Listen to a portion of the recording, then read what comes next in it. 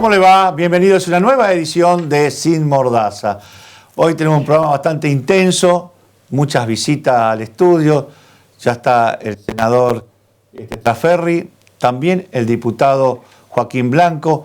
Hay muchos temas que tienen que ver con la actividad legislativa, también con la política. Va a haber definición en este programa, acuérdese lo que le digo, porque si bien estamos en la pandemia, las reuniones se siguen produciendo.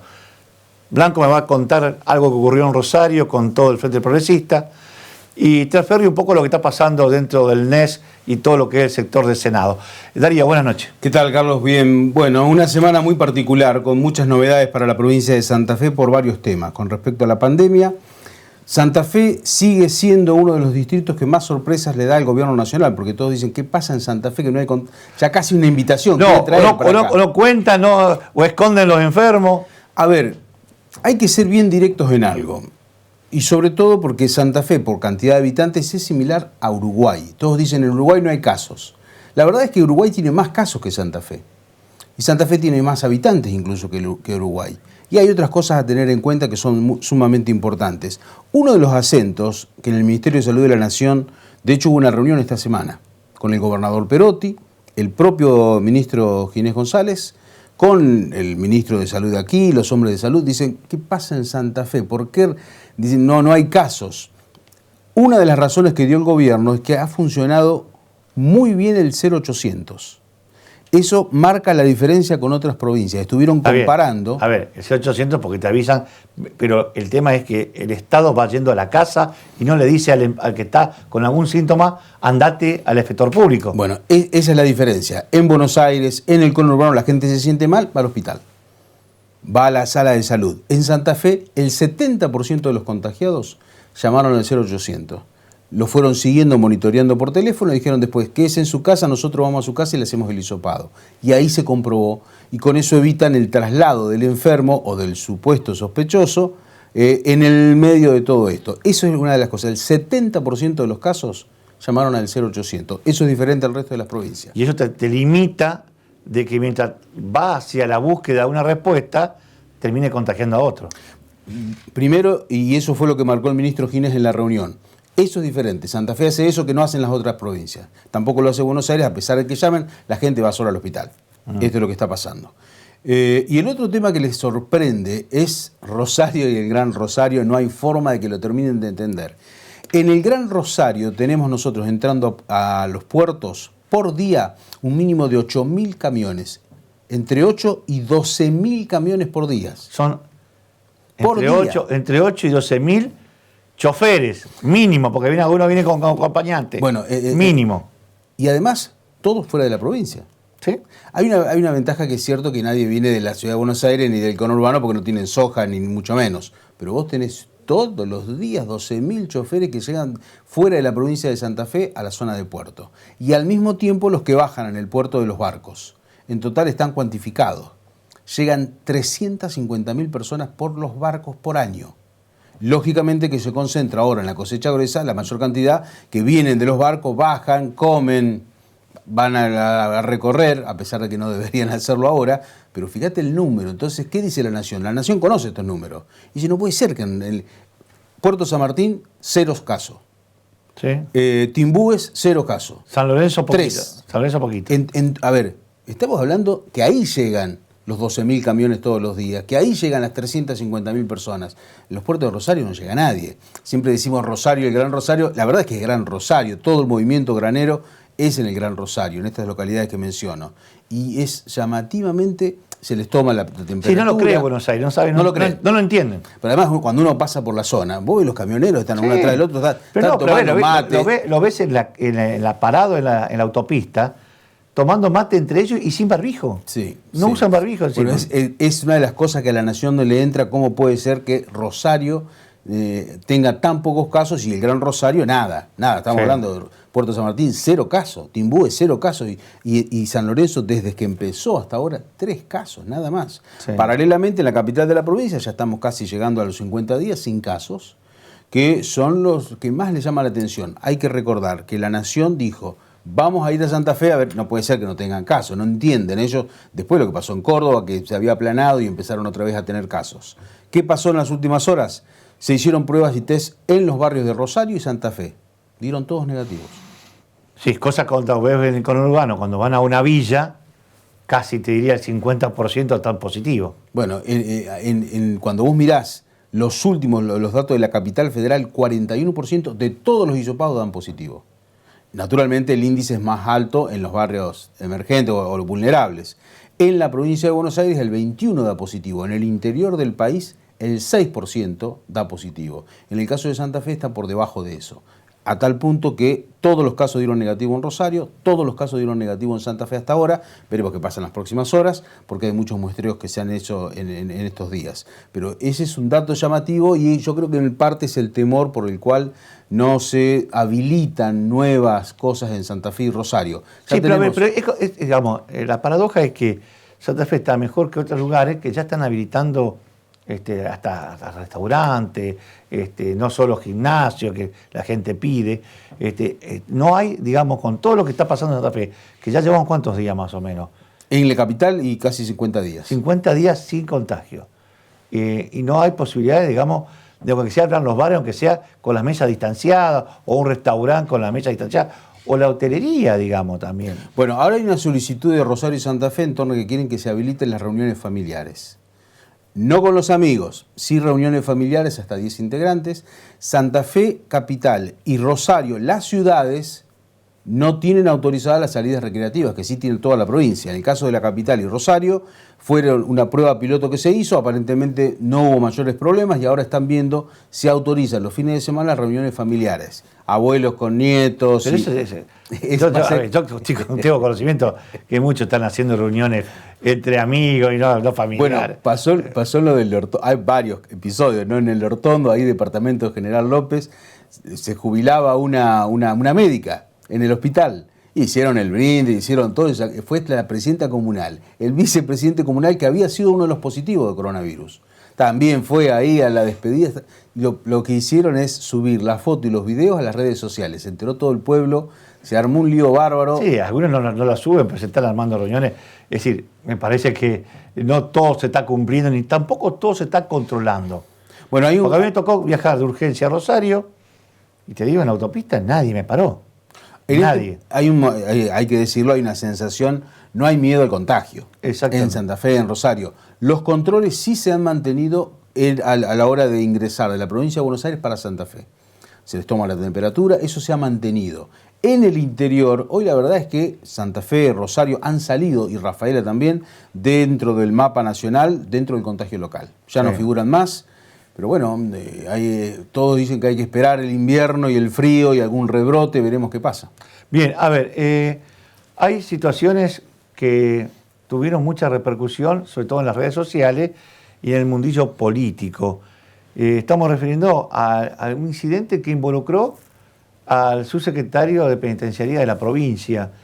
Un hecho realmente llamativo, raro, sobre todo porque cómo se fueron dando los hechos. Lo voy a contar ahora porque estuvo, gracias al material que nos dio Cadenao, vamos a poder mostrar su defensa a lo que ocurrió, pero este funcionario, que es Héctor Acuña, denuncia que había recibido unos mensajes amenazadores, que después recibe una orden de que dejaban sin protección a todo el perímetro de las Flores, donde está el servicio penitenciario, tiene instalado ahí, y que la policía custodiaba el perímetro, y que un viernes a la noche lo dejaban sin posibilidad de tener custodia externa, y hace que él como funcionario se vaya hacia las Flores y en el medio hace una gestión personal con una militante peronista que respondía al sector de él, y se armó toda una operación de prensa, Darío. La verdad, dejando entrever que era una situación amorosa, que era esposa de un preso, una liviandad en el tema del manejo de la información, que él va a contar cómo fue toda desmentida o cómo ocurrieron los casos realmente, pero que puso en jaque hasta la situación de que si esta noticia, si hubiese sido cierta, entre comillas, o por ahí, si alguno realmente de los presos hubiese sido esta persona que decían que era la mujer de un preso, con lo sensible que está el tema de las cárceles, Darío, con cualquier cosita de motivo de motín, tirar esta información, armado esto de esta forma, puede haber terminado mal. Sí, básicamente, para ser bien directos en esto, en el código carcelario, si hay alguien que de afuera que se acuesta con la esposa de uno de los muchachos que está adentro, es un acta de defunción. Eso es lo bravo de todo esto. Convengamos que si Acuña hubiese estado casado o a cualquiera se le hubiese armado un lío con la mujer terrible, no es el caso de Acuña que está solo en este momento. Vamos a suponer que es cierto lo que se comentó. No es delito, hay un operativo que se hace. El problema está en que lo que se difunde es la esposa de un preso. Sería prácticamente imposible que Acuña vaya celda por celda, en Coronda, en La Flor, en Piñero, a explicar que él no estuvo con la esposa. Para el ámbito carcelario es lapidario esa información. No, aparte es peligrosísimo, porque eso puede ser motivo hasta de una gestación, de una rebelión dentro de un pabellón, y ya sabemos lo que pasó en La Flor hace poco tiempo atrás. 7 muertos porque no se pudo operar o manejar a tiempo el tema de sosegar todo lo que pasó. Es decir, tenemos antecedentes hace pocas horas, ¿no es? Es decir, fueron meses de atrás. Una tarde aparecieron con todo el pabellón tomado, subido arriba de los techos, quemando todo, y murieron 7 personas. Es decir, es gravísimo todo esto, y llama la atención esta operación de dónde viene, ¿no? Si esto es interna policial, por qué este ataque a Acuña, y aparte le informan a él, puntualmente siendo bueno, va a contar a Acuña, lo vemos y seguimos con este análisis. Bueno, eso es lo importante. Lo importante es contar los hechos y a partir de los hechos ver cómo a veces con hechos que son ciertos se toma una dirección, se toma otra.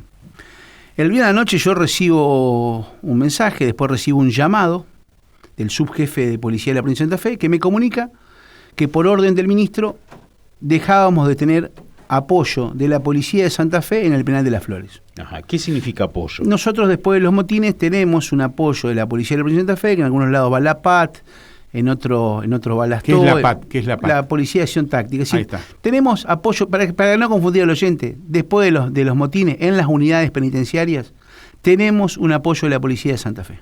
¿Está? Sí. Se me comunica que ese apoyo puntualmente en la unidad número 2, que es la unidad de Las Flores, no iba a haber más a partir del sábado. ¿Por qué es importante? Porque nosotros el apoyo en realidad lo necesitamos de la mañana.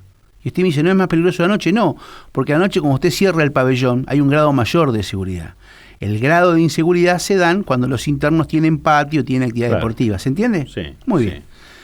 Yo recibo ese llamado, me preparo para ir a Las Flores más tarde. ¿Por qué más tarde? ¿Hubo algún motivo o fundamento por el cual se retiraba el personal? A mí me comunican eso, yo obviamente me comunican eso. Imagínense que yo lo que le transmito al subjefe es, díganselo al ministro. Me dice, no, a mí me dijeron que te lo diga a vos. Obviamente yo, avisá que yo voy a trasladar a mi ministro. Yo soy un funcionario de tercera línea.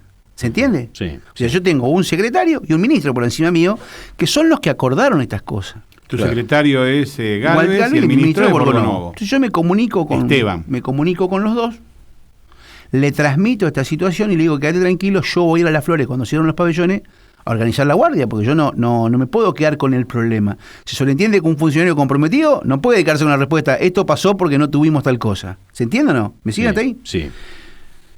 Me preparo para ir a Las Flores, yo agarro siempre circunvalación. Sí. Me voy, entro en San Agustín, dejo un bolsón de mercadería a una mujer que milita hace 20 años con nosotros. 20 años ese que milita. No es mujer ni de un preso, ni tiene ningún familiar detenido. Sí, en su momento tuvo un familiar detenido, pero no tiene a nadie en la actualidad. Es una mujer, yo la trato como si fuera mi madre. Es la mujer a la cual yo fui a contarle el día que me recibí abogado. Es la mujer con la cual yo paso a saludarla cuando hay fiesta. Es una familia amiga, o sea... De esto pueden dar testimonio los vecinos del barrio. Esa es la mujer que la crónica dice que sería la esposa de un preso. Exactamente, cosa que no es cierto. No es cierto. No, el primer hecho no es cierto. Te pregunto, ¿esa mujer vive allí en ese barrio? Vive en Misión al 73. ¿Cuántos años tiene más o menos? 62 años. 62 años. Cuidado con esto, porque yo dije esto recién, va a decir estoy estigmatizando a una mujer mayor. No, pero... Digo con respeto. Yo le tengo un afecto como si fuera mi madre. Y quienes me ven ahí, me ven todos los días. Yo todos los días de mi vida... Casi todos los días paso por esos lugares. Bueno, ¿llegaste ahí con el bolsón de mercadería? Llego, le dejo... Primero voy a saludar a un enfermero que vive enfrente, Omar, que está en la unidad 16. No estaba Omar, porque me quería hablar conmigo. Me cruzo, le dejo el bolsón. Me dice, vos sé que están a los tiros. Bueno, subí, Martín, se sienta al lado mío. A todo esto, en la vereda. En la vereda había 7 personas tomando algo, muchachones. Viene un móvil del comando, se para al lado de mi ventanilla, yo bajo la ventanilla, Me dice, señor, ¿dónde vive usted? Casi voy a recordarte todas las palabras. En Río Urquiza, casa acá. Yo soy subsecretario de Asuntos Penales y Penitenciarios. Pasé a dejarle un bolsón de mercadería a esta señora que milita con nosotros. Me voy a Las Flores. Pregúntele a Musurana, me acaba de avisar. Intento llamarlo a Musurana. Mira, acá tiene mi credencial. Me dice, no tiene foto. Por eso tiene el documento oficial, le digo, porque la credencial viene con el nombre en el código barra. Sí, no tiene foto. ¿Esto fue a la 1:30 de la mañana? No, eso fue a las 23:40 aproximadamente.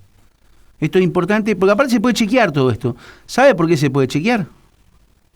Porque están las horas en que yo recibo los llamados y va a estar el control del GPS de a qué hora pasó el móvil por ahí. Pero aparte llamaste a alguien a esa hora. Lo llamé a Musurana para decirle lo siguiente. Pero llamaste a alguien, a un testigo tuyo para que escuche todo el procedimiento. Exactamente. Y acá me acaba de pasar tu testigo que fue a las 23:42 el llamado. Perfecto. No, digo porque la crónica dice 1:30 de la mañana. Perfecto, o sea que no es cierto. ¿Y qué pasa? ¿El policía entonces no cree en los papeles no, que le das? No, me trata ahí y me dice, bueno, no se ponga nervioso. No, le digo, amigo, yo no me pongo nervioso, solo que te expliqué que soy funcionario, yo tengo permiso para circular, me acaban de llamar, este auto es oficial, te mostré los papeles del auto, esta es una patente oficial. ¿Auto oficial? ¿Auto oficial? No, porque también dicen auto de alta gama. Bueno, es un Renault Megane, es un auto de... No, un Fluence. Un Fluence, pero que dejó de salir en el 2016. Bueno, está bien, sí, no es el modelo nuevo, pero es auto oficial, es blanco, no, la ventanilla baja, el vidrio de delante no es polarizado, digo, no hay nada que ocultar, barbijo, bueno. Le digo, yo te di toda la información, me gustaría saber quién me entrevista. Claro, ¿cómo se llama el policía, el nombre? ¿Y qué te Porque dijo? Me dio el nombre, yo lo anoté el móvil, ni me acuerdo el nombre. Me voy de ahí a Las Flores, entro a Las Flores, pues se puede contratar a qué hora entré. Salgo de Las Flores 1:30 de la mañana, ¿por qué? Porque ahí sí saliste 1:30, claro. Ahí sí, ¿por qué salgo de ahí? Aproximadamente, digo. Porque yo tengo que esperar que se cierren los pabellones para reunirme con los celadores. Perdón, una pregunta que te hago. ¿Vos a Las Flores fuiste esta vez porque te dijeron... Voy siempre. ¿Porque te dijeron que iban a sacar la guardia y para ordenar eso o vas todas las noches? Casi todas, de 5 veces a la semana voy 3, porque es la hora en que yo hablo con los celadores cuál fue el pulso de la cárcel. ¿Por qué esto es importante si la gente...? O sea que vos a las 12 de la noche estés en la cárcel de Las Flores es algo normal. Sí, habitual. En los últimos tiempos es habitual. Bueno, entro, organizo, llamo a la sección perro, le digo, me voy a tener, hablo, a todo esto molesto a la plana mayor a esa hora, porque yo tengo que tener garantizado el día de mañana. Salgo de ahí y un móvil policía me dice, jefe, doctor, ¿lo detuvieron? Doctor, ¿le preguntaron datos? Sí, no, todo bien, le digo. No. Dice, ¿por qué no contacta quiénes son? Me voy al comando, que está frente al hipódromo, o sea, voy de paso, entro, quiero hablar con el jefe, no estaba, le digo, miren, no, quiero saber nomás si estas personas, si este móvil estuvo a esa hora en este lugar y quiénes son los nombres. Entiendan la situación mía. Yo recibo un mensaje, no tengo guardia. Voy a misión al 7350 a las 11 de la noche y justo, gente tomando bebida en la vereda, ningún problema, pero no quiero extenderme en esto para no confundir. No, claro, pero digo, van a pedirte documento a vos y había 6 muchachones tomando cerveza al lado y estaba todo bien. Entonces, ¿yo qué hago? Pregunté eso y dejo escrito. O sea que te estaban buscando a vos. No, pero bueno, yo no quiero entrar en esa cuestión. Bueno. Yo quiero dar los hechos reales y quiero que la gente haga su propia interpretación. Y le digo a la mujer que deja la constancia en el comando, dejen claro que yo no tengo quejas sobre el personal. Por favor, les pido. Porque yo soy respetuoso del accionar policial. Es decir, que nunca chapié, solo me identifiqué. Porque es el justificativo que tengo yo por qué circulo. ¿Se entiende o no? Claro. ¿Me van siguiendo o no? ¿Vos estás sin custodia? ¿Vos no tenés custodia? Yo voy siempre, me muevo solo, digamos, tengo un chofer si quiero, no lo uso, me fui como voy todas las noches a Las Flores, porque no voy a molestar un chofer a las 11 de la noche para ir a Las Flores, yo soy de Santa Fe, si yo me tuviera que ir a Corondo, a Piñeiro, es probable que vaya con alguien porque puede tener desperfecto el auto y vos necesitas, pero voy a Las Flores, voy todos los días, yo todos los días paso por esos barrios cualquier hora y no me pasa nada, porque me conocen, saben quién soy, lo hago hace mucho tiempo. Pero volvamos a los hechos. Me voy a Las Flores, organizo la cosa, salgo y me voy a mi casa. Eso es la verdad de los hechos. Entonces, primero, la mujer no tiene un preso, un familiar preso. Sí, primero no es la mujer de un preso. Segundo. Y segundo lugar, estaba en la vereda estacionado. No es que yo venía circulando con la mujer y me interceptan. Y en tercer lugar, había gente en la vereda. Ahora, dejar la sensación de que yo estaba intimidando con una mujer, más allá que un acto privado de la vida, digo... Sí, que vos sos soltero y no tenés por qué darle explicación a nadie, ¿no? No es un buen gesto un funcionario, yo digo, hasta sería reprochable. Ahora, quiero pensar en voz alta con ustedes. ¿No hay acción de delito? ¿Y cuál es lo contrario de la moral de buenas costumbres? Que vos en campaña vaya a cualquier lado, a un barrio a pedir un voto y cuando te piden un bolsón de mercadería no vaya. ¿Dónde está la grandeza de la política? ¿Se puede separar el hombre político del funcionario? ¿Cuál es el pecado mío? ¿Hacerme cargo una función a la 1 de la mañana? O sea, el problema es que un funcionario vaya a resolver a cualquier hora las cosas. ¿Cuál es el inconveniente? Ahora, sí, capaz que sos un mal ejemplo trabajando a la 1 de la mañana. No, muchacho. Hay límite para esto. Hay límite. Está bien, la otra ¿Por qué lo vengo a aclarar? ¿Saben por qué? A mí no me molesta lo que digan. Bueno, pero trascendió de una forma... De una manera aberrante. Vil. Pero ¿saben qué es lo preocupante de esto? Que nadie mira el trasfondo. ¿Ustedes cómo creen que sería interpretado esto en la calle penitenciaria? ¿Ustedes creen que si los presos supieran que esto es cierto, yo no tengo una reacción? En medio de la confusión que hay, en medio de lo explosivo que puede ser esto, plantearlo de este modo. Claro, Digo, ahora... para que reflexionemos más allá. Dijeron esto de mí, vos sabés cómo son estas cosas. Los amigos que te conocen saben que no es cierto, los que no te conocen duda, y los que no te quieren, eso y mucho más. Y los que te conocemos sabemos que si son las 12 de la noche y hay alguien con hambre y tiene un bolsón en el coso, te va a darle el bolsón. Entonces no es la primera vez que lo a ver, sí. No es la primera vez que a mí me llaman a una mañana y me dicen no tenemos auto para ir al hospital y yo voy a buscar a alguien ahí. ¿Y vos querés que yo lo voy a dejar de hacer? Que digan lo que quieran. Bueno, lo escuchó y coincido con él. Esto podría haber sido derivado en una situación muy jodida, como dice Darío, en el ámbito carcelario. Estar con una esposa que se de un preso es motivo, digamos, de función, como decía Darío. Pero hay que investigar, porque esto estuvo armadito, como dice él, hubo mensajes previo amenazantes, lo amenazaron, hay que saber qué decían estos mensajes, habría que saber qué eran estos mensajes, él no lo da a conocer, pero él dice, hubo mensajes previamente, a la hora se produce este llamado que se va toda la policía, sabía que yo iba a ir hacia Las Flores, ese móvil que actúa sobre él y no sobre los 7 tipos que están en la calle tomando cerveza cuando no se puede, reuniones, acaba de decir yo que no se pueden juntar los amigos, no hizo nada, fue directamente a buscarlo para producir todo esto y sobre todo esta información enviada a unos colegas que van a saber por qué interés personal o político difunden con tantas mentiras. Pero bueno, un tema que ya se va a resolver. Darío. El otro tema que preocupa a la provincia de Santa Fe, pero fundamentalmente a las grandes ciudades, el tema del transporte de pasajeros. Seguimos en conflicto. Hay algunas provincias que en las últimas horas han acordado. Una de ellas es Tucumán, la otra es San Juan y la otra es Chaco. En el caso de Chaco, lo que falta de los subsidios nacionales y pagar, lo puso la provincia y les dijo, igual este mes no quiero colectivo. Pero esto está relacionado porque no quieren transporte por la cantidad de casos que han aumentado en la ciudad de Resistencia. En el caso de San Juan, también la provincia se hizo cargo de pagar con fondos que ellos tenían lo que falta para pagar los sueldos. En el caso de Tucumán es diferente.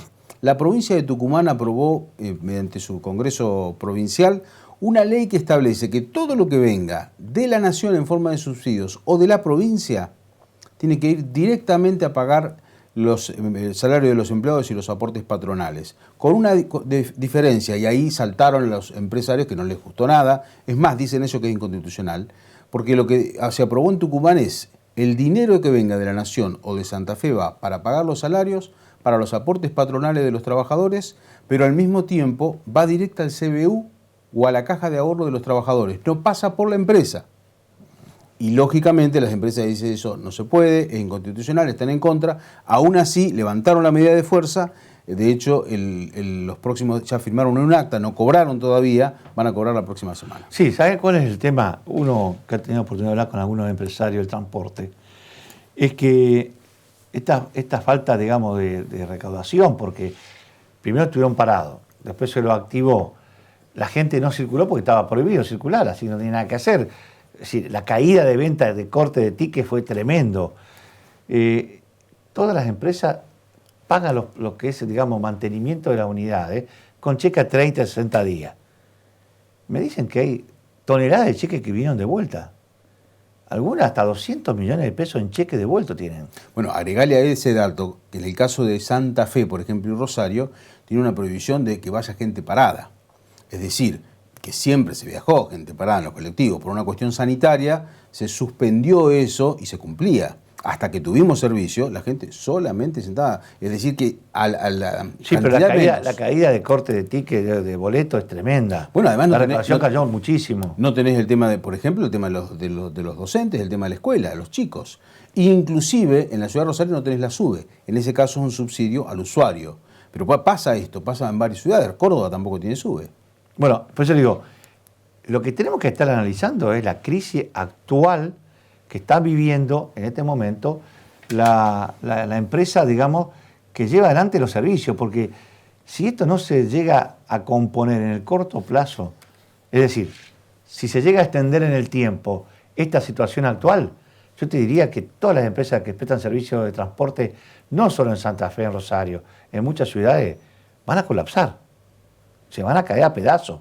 No hay forma de mantenerlo. ¿Y cómo reponemos todo eso? Bueno, ahí sobre ese tema que va a ser muy controvertido, porque ya tenemos a nivel nacional algunos dirigentes políticos haciendo declaraciones sobre eso, también en Rosario.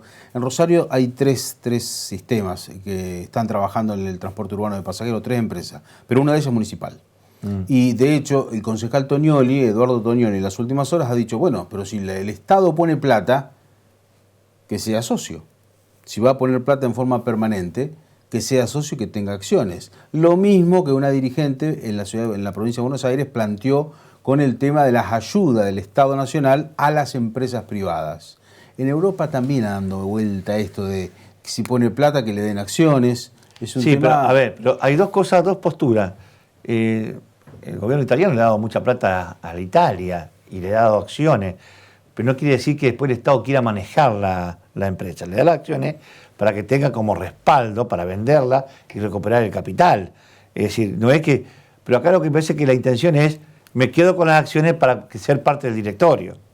Yo te diría que sí, por lo que las declaraciones que he leído, sí, va en ese sentido. Es contrario a lo que por ahí también Alemania apoya a algunas empresas comprando acciones y después la ponen en el mercado o se la venden los mismos dueños. Bueno, en el caso de Lufthansa especialmente, bueno, ¿no? Porque es una de las compañías que más impacto tuvo porque separaron, no hubo más vuelos. De hecho, el tema de esta semana, una de las compañías navieras más importantes en Latinoamérica, también con una convocatoria de acreedores, ¿no? Por eso. En el Senado hubo alguna repercusión también por algunas entrevistas que hubo a algunos de los funcionarios, digamos, que de primera línea, que está acostumbrado, digamos, a generar repercusión. Estamos hablando del ministro de Seguridad. Sí, a ver, el Senado sesionó en la Cámara de Diputados, en el recinto porque tiene más espacios. Son 19, vienen 18, o sea que ahí tienen 50 bancas, no hay problema por la distancia.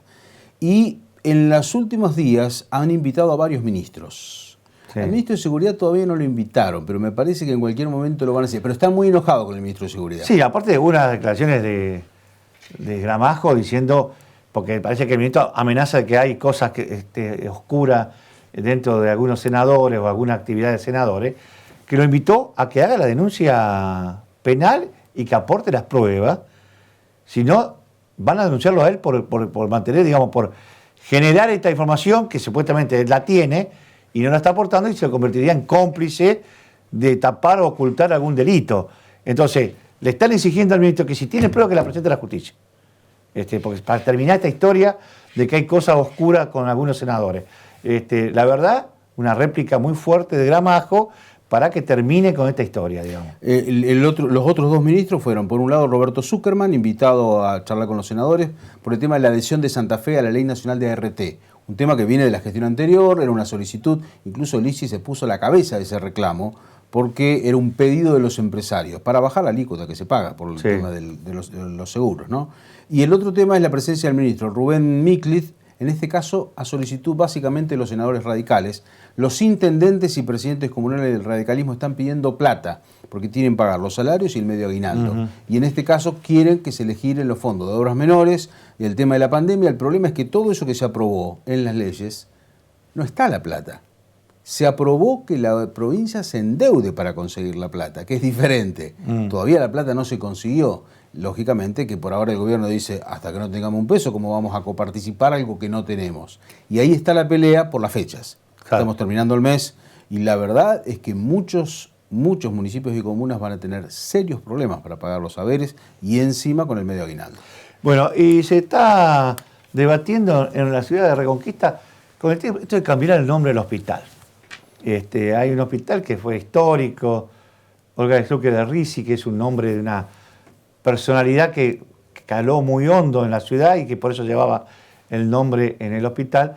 Y hubo una iniciativa hace un tiempo atrás, que fue, digamos, ratificada y que fue aprobada en diputados, que quieren poner el nombre de Hermes Wiener. Pero como está presente el diputado Blanco, se lo vamos a preguntar a él para poder, digamos, a ver por qué se toma esta decisión cuando por ahí sería conveniente que los homenajes se hagan post-mortem, porque en vida no queda bien. Por lo menos hubo muchas críticas cada vez que hubo alguna iniciativa de esta manera, sobre todo de políticos. Por ahí el estadio de Ñul lleva el nombre de Marcelo Bielsa, pero bueno, porque puso la plata de última.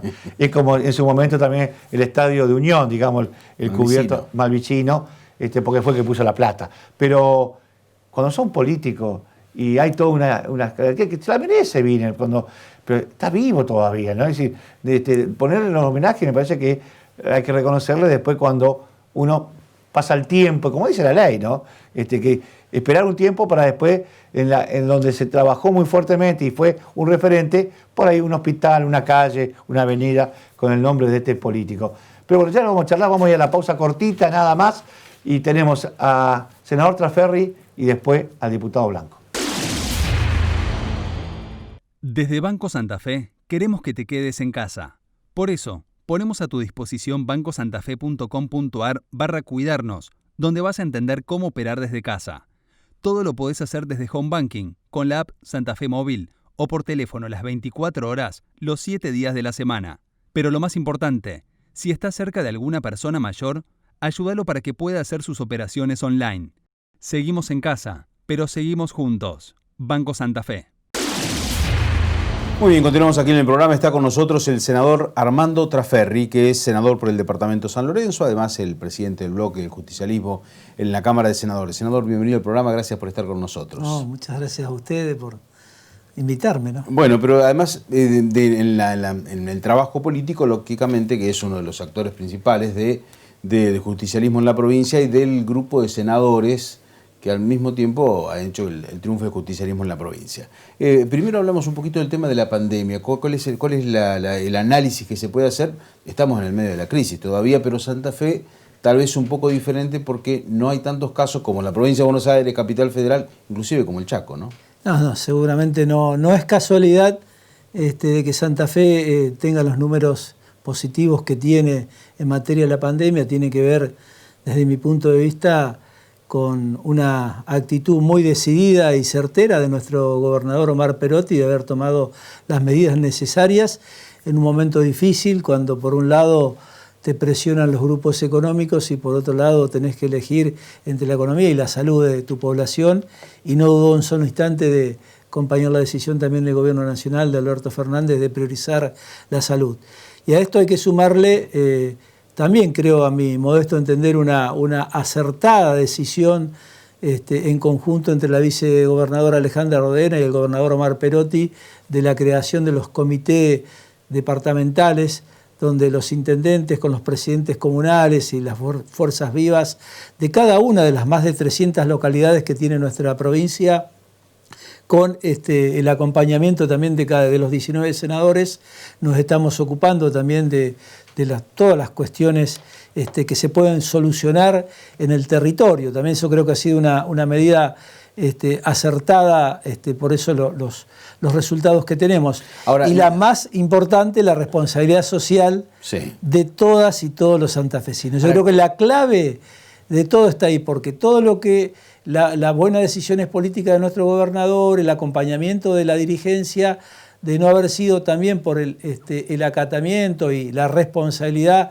social de nuestras mujeres y hombres de la provincia de Santa Fe, no hubiese sido posible. Ahora, ¿cómo se hace para lograr ese equilibrio? Porque usted preside un comité departamental encima de San Lorenzo, un departamento rico de los que hay en la provincia, porque hay una presión lógica de la gente que dice queremos trabajar, que se abra la cuarentena, en las mesas, como cuando usted se sienta ahí con los presidentes comunales, intendentes. Fundamentalmente organizando la solidaridad, Por ejemplo, nosotros tenemos, hablando de mi departamento, 6 ciudades, de las cuales 2 tienen autonomía económica porque son muy ricas por los ingresos de las terminales portuarias, que son San Lorenzo y Puerto General de San Martín, y una comuna que es Timbúes.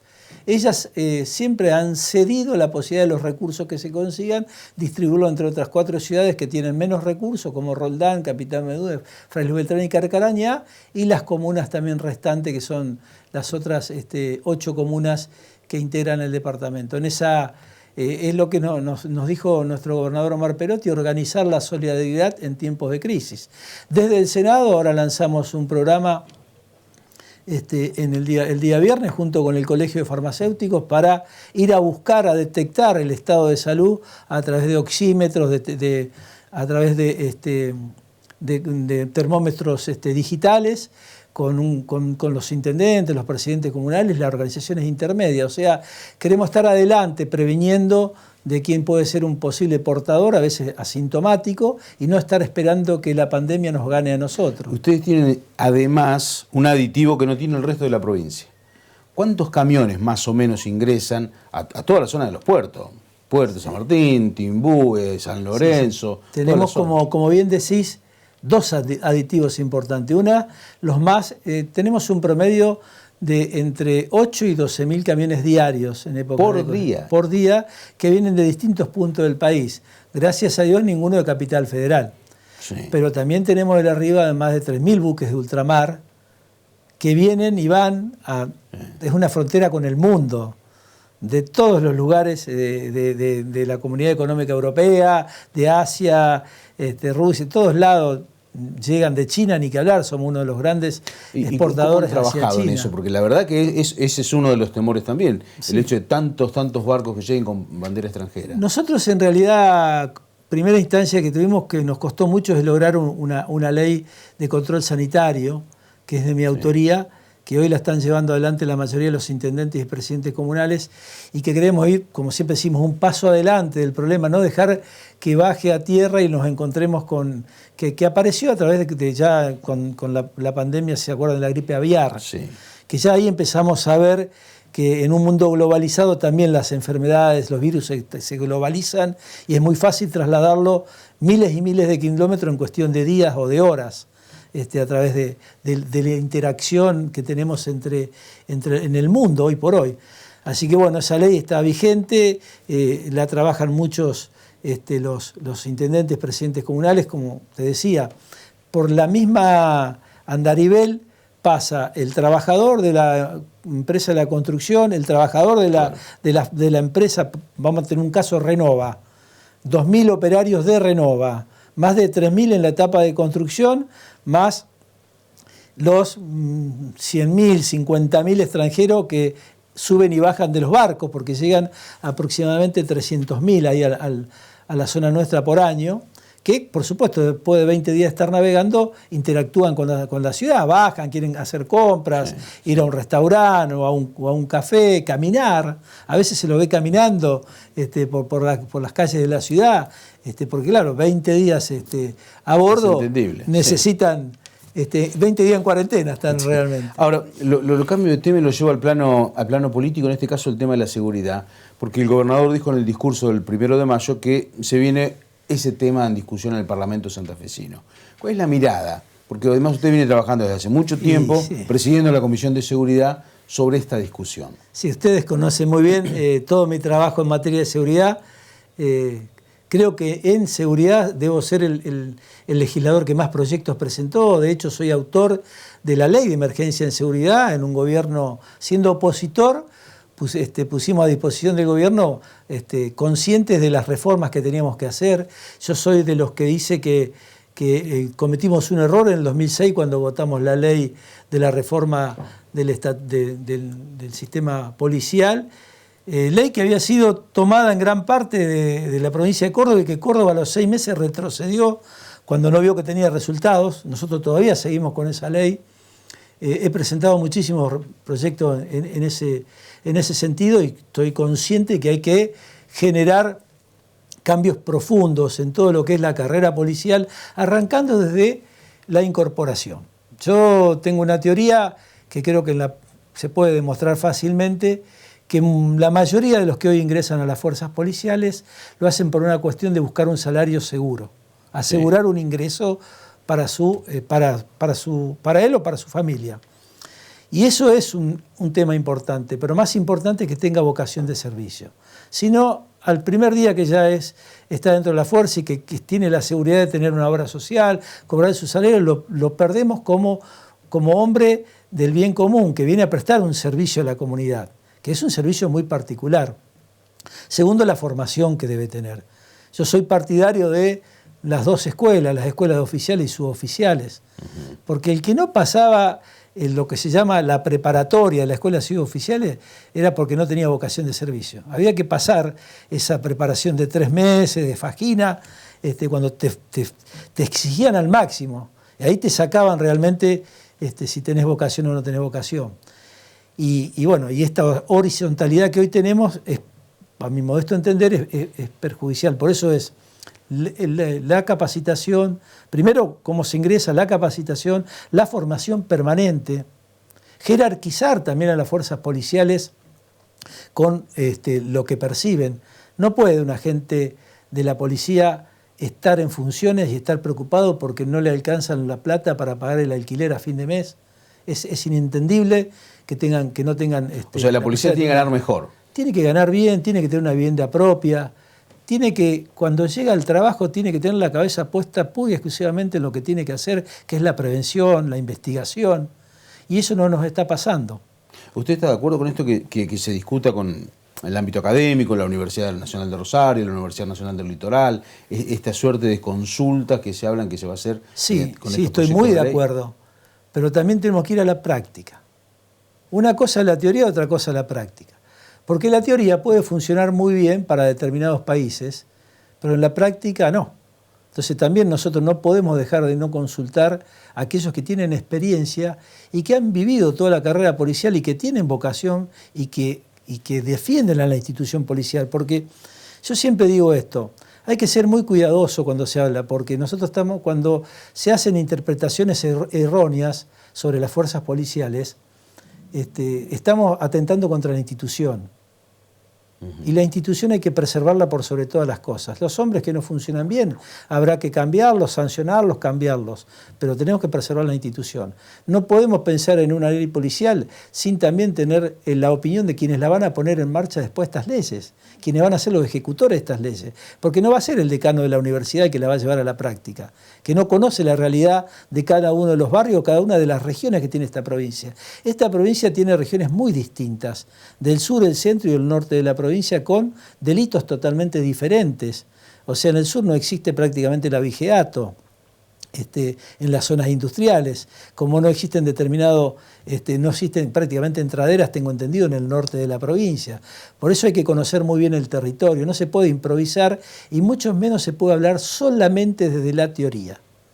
En todas las cosas la teoría es maravillosa, cuando la llevas a la práctica, ahí te encontrás con la realidad. Y la realidad es lo que pasa todos los días. ¿Es indistinto que entre por diputados, por senadores los proyectos o no? Para nosotros sí, totalmente indistinto. Sí, totalmente indistinto. Pero más allá de que por ahí el ministro Saín hizo algunas declaraciones con respecto al Senado. Nuestro ministro de Seguridad tiene una particularidad que le gusta hablar más de lo que hace.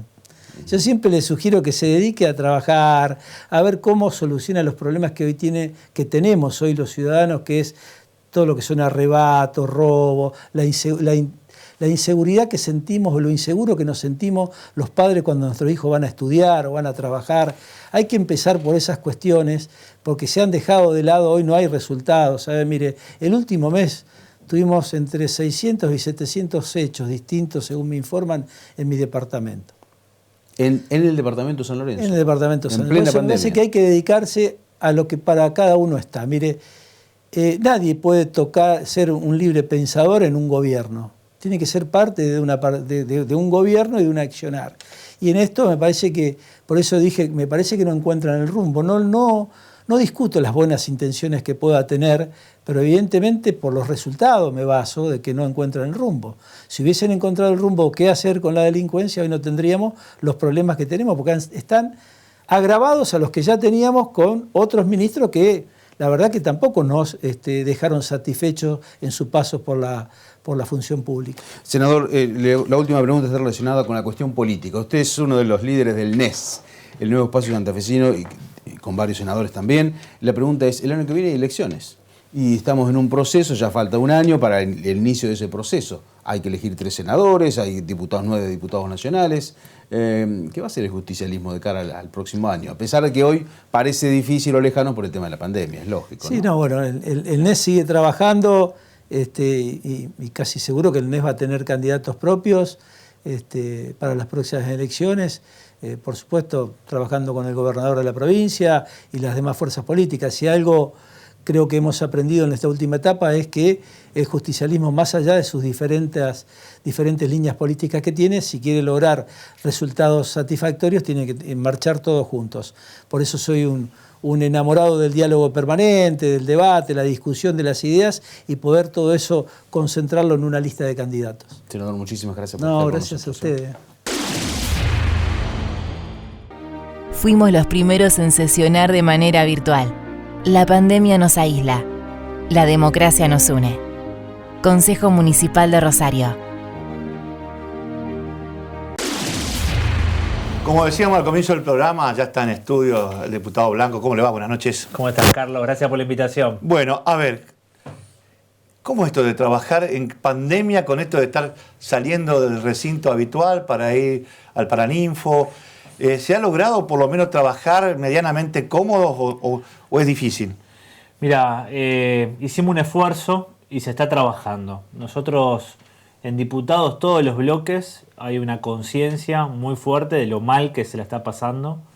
La sociedad está atravesando una crisis fenomenal. Hay gente que está perdiendo el empleo, gente que está cerrando sus comercios y exige de la política respuestas y exige de las instituciones respuestas. Entonces, entendíamos de diputados que había que buscarle la vuelta, que funcionar. El rector de la UNL, la verdad que tuvo un gesto muy importante en facilitarnos el Paraninfo. Es un lugar no solamente bello, sino que reúne todas las características de seguridad que necesitamos. Tenemos diputados que son gente de riesgo, pero así y todo se está funcionando muy bien y se aprueban leyes importantes y se avanzan proyectos que le dan sentido a la política y que le dan señales concretas a la gente de que puede haber una salida de la crisis. En las últimas horas se reunieron en Rosario, todos los referentes de las distintas líneas que conforman el Frente Progresista. ¿Qué se trató ahí? ¿Qué se evaluó? ¿Qué se quiso plantear, digamos, de cara a lo que viene, digamos, dentro de la pandemia y de fuera de la pandemia? Sí, una cuestión de coyuntura, Carlos, que estamos todos preocupados, el tema de transporte público. Eso fue unánime, un respaldo total a nuestros 2 intendentes, Pablo Hapkin y Emilio Jatón, en las gestiones que están haciendo. Es un problema del federalismo, es un problema de la mirada porteñocéntrica versus el interior, porque como está Rosario y Santa Fe, también está Ciudad de Córdoba, está Bariloche, están las ciudades del norte del país. Y acá es que si no se entiende de que la manta corta tiene que ser repartida de forma justa entre todas las provincias, vamos a tener cada vez más gente migrando al conurbano bonaerense, porque si vos no puedes garantizar el transporte público a los ciudadanos de los barrios de Santa Fe, de los barrios de Rosario, lo que estás haciendo es deteriorando la calidad de vida. Entonces, ¿cuál es la reflexión que llegamos? Es, si el gobierno nacional hace un esfuerzo y subsidia, por ejemplo, el barril de petróleo, el famoso barril criollo, que en el mercado internacional sale entre 30 y 35 dólares, y acá subsidiamos para que llegue a 45 dólares, para subsidiar no solamente a las empresas petroleras, sino también subsidiar a los gobiernos petroleros, por ejemplo en Neuquén, ¿cómo no va a haber dinero para algo esencial, que es un derecho constitucional, que es el transporte público? Entonces, queremos discutir la manta corta. No desconocemos la crisis, pero ¿cuáles son las prioridades? Y el transporte público en Rosario y Santa Fe, a nuestro modo de ver, es una prioridad. Y ayer salió un respaldo de nuestros 2 intendentes y pedirle más energía al gobernador, más energía al secretario de Transporte de la provincia, a la hora de reclamar y ponerse al frente del conflicto para resolverlo. Sí, se va todo, a ver, teniendo en cuenta de que las empresas ya están con un problema económico, porque uno ha charlado con los dueños, los propietarios, de la cantidad de cheques de vuelta que tuvieron, porque al no tener facturación, no pudieron cumplir con los compromisos del cheque postdatado. Algunas empresas llegaron a decir que tengo 200 millones de pesos, a ver, que no lo pude cubrir. Y si esto se mantiene en el tiempo, estamos ante la posibilidad de que venga la bancarrota de todas las empresas y nos vamos a quedar sin transporte. Así es. Esto es lo preocupante. Sí, y que si te quedas sin transporte, ¿quién lo va a cubrir? El Estado, porque la gente va a necesitar movilizarse. Entonces esa empresa que quiebra se va a terminar estatizando de alguna manera y a la corta o a la larga el transporte público va a terminar siendo bancado por el Estado en alguno de sus niveles. Entonces lo que es una salida transitoria de caja hoy va a ser una bola de nieve, un problema más grande para mañana. Entonces, esa mirada, salir de la mirada porteñocéntrica, ¿por qué no se le da el 50% de ayuda al sueldo a las empresas de transportistas, a los empleados de la UTA, como si se le da a otros sectores? Bueno, son cuestiones que creemos que un paro que lleva más de 15 días, que es inédito en la provincia de Santa Fe, no hay recuerdo en las últimas décadas de un paro de esta característica, que aparte tiene un efecto contagio, porque te lo dicen los propios comerciantes. Abren los comerciantes después de estar cerrados por la pandemia, a duras penas, con un nivel de cierre de comercios en Santa Fe y en Rosario espeluznante. Y no hay movimiento, porque claro, si no hay transporte público, ese potencial cliente no te llega a la vidriera ni siquiera entrar a tu comercio. Entonces, no, aparte con los costos que tiene hoy el taxi o el remis, que es impresionante. Cualquier ciudad hacer, qué sé yo, 60 cuadras y son 250 pesos. Así es. Entonces, ir y venir, 500 pesos, no, te quedás en el barrio. Aunque pagues más caro. Te quedas ahí. Te quedas ahí. Entonces, ¿qué dijimos ayer en Interbloque? Acompañar a los intendentes, no dejarlos solos, que no sean el eslabón en el cual reclaman empresario, sindicato, una respuesta, sino que hay que ver cómo a nivel nacional esto se resuelve, pedirle mayor compromiso al gobernador con el tema, porque acá lo que se viene, Carlos, ahora explotó el transporte urbano, pero lo que se viene es el interurbano, que va a ser un problema más grande todavía, porque es un transporte que tiene más costos por los kilómetros que recorren y por los pasajeros que se suben. Entonces, va a colapsar el sistema. Y necesitamos que se observe esto como una de las cuestiones de máxima prioridad del gobierno y sentado en la mesa de discusión del gobierno nacional para justamente esa manta corta, no te digo que nos tape completamente, pero por lo menos que le cubra los pies a Santa Fe. Seguro. Cambiando de tema, seguramente se evaluaron otros proyectos de ley. Contame algunos que tienen prioridades para la gestión. Mirá, vamos a impulsar la semana que viene en la Cámara de Diputados, seguramente, el proyecto, queremos que vuelva el Nueva Oportunidad, el programa de asistencia a jóvenes que no estudian ni trabajan. Todas las crisis sociales que tuvimos en la Argentina, el Rodrigazo, la crisis de la hiperinflación del 89, la crisis de Caballo del 2001, todas dejan un aumento de pobreza, un aumento de exclusión social y un aumento de la violencia. Eso está estudiado, no hace falta ser un sociólogo. ¿Qué le estamos pidiendo al gobierno de la provincia de Santa Fe? Que tenga una política de ir a buscar a los pibes que no estudian ni trabajan. Pibes de 15, 16, 17 años que están en los barrios populares de Rosario y Santa Fe, Villarno Galvez, Santo Tomé, Rafaela, que salga a buscarlos para ofrecerles oficios, pero sobre todo para ofrecerles contención, para que no sean descartados por el sistema, para que no sean presa fácil de las redes delictivas del narcomenudeo o de la violencia barrial. Si nosotros no ponemos el foco en ese segmento, seguramente va a aumentar la violencia. Entonces, si un gobierno que está tan preocupado por la seguridad, tiene que invertir en la prevención. Y nosotros creemos que el Nueva Oportunidad es una excelente herramienta. Funcionaba en la gestión del Frente, sobre todo en la gestión de Miguel Lifchit, dejó de funcionar y creemos que por ley tiene que volver a restablecerse. Y aparte, Carlos, estamos trabajando en un programa para los comerciantes, una iniciativa que impulsa el Frente Progresista que tiene que ver con aliviarle con un porcentaje de lo que se le cobra de impuestos a los bancos, que son uno de los grandes ganadores de la pandemia, bancarles el alquiler a un montón de comerciantes que no tienen la posibilidad de pagarlo. ¿Y cómo sería eso? Bueno, lo que estamos estableciendo es un programa de asistencia que tiene que ver, obviamente, con el nivel de facturación del comercio, con la cantidad de empleados que tenga y con el alquiler que paga. O sea, se hace un ponderado de cuáles son sus costos fijos y cuál es la capacidad que tiene para pagar. Y a partir de nosotros en diciembre, acordate que le aumentamos la alícuota a los bancos en la provincia de Santa Fe, están tributando el 7% de ingresos brutos.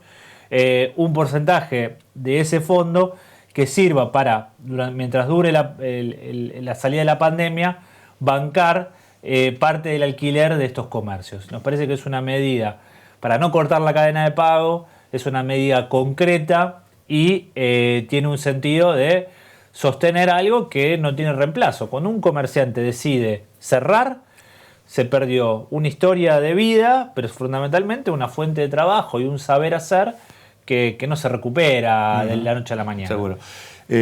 Para finalizar, ¿se habla algo de política también o no? Siempre se habla de política. A ver, en un contexto de crisis, ¿no? En un contexto en el cual lo que planteamos es cómo la política también está a la altura de este momento, da respuesta a este momento. Creemos que estamos siendo una oposición responsable al gobernador Perotti. Creo que estamos planteándole... Hay muchas cuestiones que podríamos criticar más duramente del gobierno, hay muchas falencias en el área de seguridad, internas dentro de la propia coalición gobernante, descoordinaciones entre ministros, cuestiones que son exabruptos muy importantes que están sucediendo en el gobierno provincial, pero estamos en una postura prudente de tratar de la crítica, acompañarla de propuesta, de tratar de ayudar en este momento, participar de los comités de emergencia. Entonces, en una política te diría que entiende que estamos en un momento extraordinario. La última, a ver, también se habla, digamos, de política como oposición, pero digo, sé que es prematuro hablarlo, pero política partidaria, estrategia del 2021, se está esbozando porque se habla de que va a ser una elección bipartidista. En Buenos Aires va a ser Cambiemos contra el justicialismo. En Santa Fe se da una situación distinta, hay una tercera posición. ¿Se va a mantener? ¿Se va a tratar de buscar un espacio más grande para que sea bipartidismo acá también en Santa Fe? Mira, seguro que es prematuro, seguro que falta muchísimo, pero yo te hago esta reflexión. La crisis que se vive en la Argentina valora muchísimo la propuesta del Frente Progresista. ¿En qué sentido? Bienes públicos de calidad. O sea, si hay algo que se está rescatando de la experiencia de Santa Fe y la cantidad de casos que tiene y cómo está dando respuesta, es un sistema de salud. Y la política que inició Hermes Wiener de construir un sistema de salud equitativo. Que si vos nacés en la Cuña Boscosa, si nacés en la Laguna Melincué o en el centro de Santa Fe, tengas el derecho a la misma salud. Yo creo que eso tiene un valor enorme. Y eso creo que le da vigencia y futuro a la propuesta del Frente Progresista, un Estado de calidad. Por eso digo, falta un montón, se va a analizar en su momento cuál es la estrategia electoral, pero no tengo dudas que cuando muchos decían que el Frente Progresista había terminado, veo una revalorización de la experiencia del Frente, pero sobre todo una vigencia de su propuesta política con la sociedad. No es ni de ajuste ni de populismo, es una propuesta que tiene que ver con un Estado inteligente y presente. Y eso creo que tiene un gran valor. Voy a incumplir con la última porque me la dejó picando. Lo mencionó Wiener. Y en la ciudad de Reconquista hay un escándalo, una especie de planteo de algunos sectores que defienden el nombre del hospital Olga Stucchi de Risi, porque hubo una iniciativa de un legislador del sector de ustedes, del Frente Progresista, de poner el nombre de Hermes Wiener. Y ha generado una polémica y que está manifestado también ahora con algunas notas que han hecho llegar a la legislatura. ¿No es prematuro poner ya nombre de Hermes Wiener cuando todavía sigue vivo, sigue latente? Te corrijo una cosa, Carlos. La iniciativa fue del bloque de Cambiemos. No tuvimos nada que ver nosotros con la iniciativa. Salió de forma unánime, votada en la Cámara de Diputados de la provincia de Santa Fe. Yo digo... hay tantas avenidas que se llaman con nombre de gobernadores, de presidente. Pero fallecidos, no. Bueno, no está fallecido, Hermes, por eso supuesto, digo, cada uno tendrá su juicio de cuándo tiene que ser el momento, ¿sí? Ahora, lo que no está en discusión es que es un gobernador... No, eso nadie discute que el día de mañana... Que quedó en la historia de la provincia. Por supuesto, con todo el tema salud, que ha sido un referente. Pero digo, a veces los tiempos por ahí generan ese tipo de polémica. Yo creo que forma parte de una polémica chiquita, creo que no hay que detenerse en eso. Reconquista tiene hoy un hospital que es un emblema y que funciona espectacularmente, llámese Wiener o no se llame Wiener. Y eso es lo más importante, y eso es lo que queda. Pero nada, la iniciativa fue de Cambiemos. No sabía eso, pensé que había sido ustedes. Fue la iniciativa del año pasado y Y bueno, se salió de forma unánime en la Cámara de Diputados, con lo cual digo, a esos dirigentes del justicialismo que están preocupados por esos temas, me parece que hay que, levantar la mirada y más importante que un nombre es bancar un sistema de salud y un legado que seguramente está más vivo que nunca, que es el de Hermes Wiener. Gracias. Gracias a vos, Carlos.